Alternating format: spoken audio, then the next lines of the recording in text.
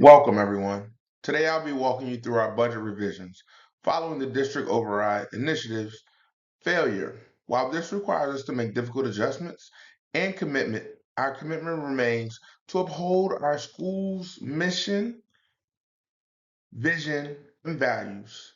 I will explain the process, the rationale for decisions, and how we'll continue to prioritize equity and excellence for our students.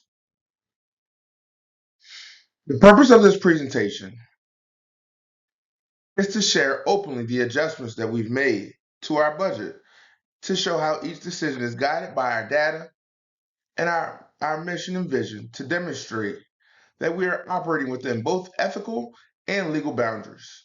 Transparency is vital so all stakeholders understand not only what changes are happening, but why they are necessary.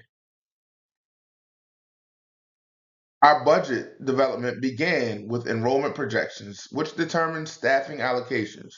We also conducted needs assessments around students' achievement and engagement, which highlighted priority in literacy, math, and social emotional learning.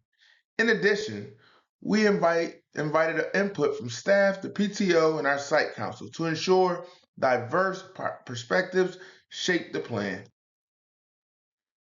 When facing reductions, we use four guiding principles: protect students' learning, uphold equity and diversity, comply with all laws and policies, and exercise careful stewardship of our limited resources. These principles ensured that every adjustment supported fairness and our students' best interests. Before the reduction, our budget supported 58 teaching positions, robust Title I programming for tutoring, and intervention in essential technology to maintain our one-to-one learning. Environment and data systems. These areas align directly with our school improvement plan priorities.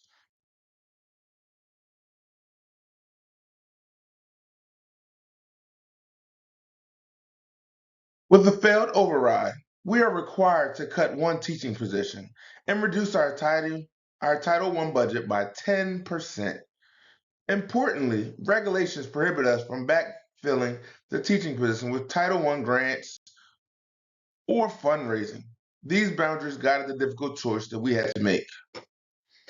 After careful review of enrollment, the position identified for reduction comes from an elective subject by low student enrollment. By combining sections, we can still offer the course while preserving all core academic classes. This ensures that the impact on student learning is minimized and that class sizes remain equitable across grade level. This reduction was carried out in accordance with ethical and legal standards. The teacher affected will receive due process rights. Mandated services such as special education and English language learning were fully protected. Throughout this process, we applied an equity lens to ensure no group of students was disproportionately affected. Our Title I reductions focused on streamlining vendor contracts and slightly reducing after school tutoring hours. We prioritize preserving interventions for our highest need students. This allows us to comply with federal requirements, keeping our most critical supports intact. We protected classroom technology, including student devices and instructional software, because these are foundational to both instruction and assessment. As we move forward, I will continue to advocate for technology upgrades in a way that is systematic, coherent, and equitable so all students have the tools they need to succeed. These reductions were made carefully so that our continuous improvement plan prioritize priorities, literacy, math, and social and emotional learning remain at the center of our work. A continuous improvement cycle will continue with adjustments as needed to ensure student growth is not compromised. Budget reductions create uncertainty and stress. That's why I am committed to transparent communication with staff, parents, and community members by sharing clear rationales for our decisions. We build trust and provide stability. Supporting staff morale is critical during this transition.